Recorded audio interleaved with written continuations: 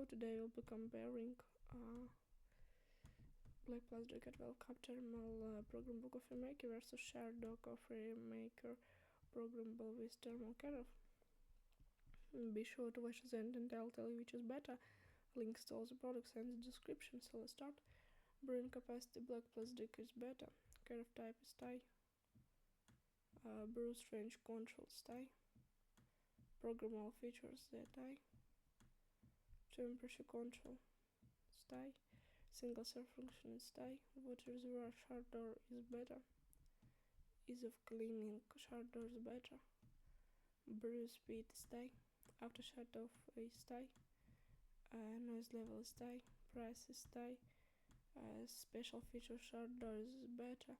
Dimension SHARDOR is better. If you want to get the most powerful durable device that will really taste good making coffee, then the best choice will be SHARDOR coffee maker programmable with thermal kettle. The link to buy it is in the video description.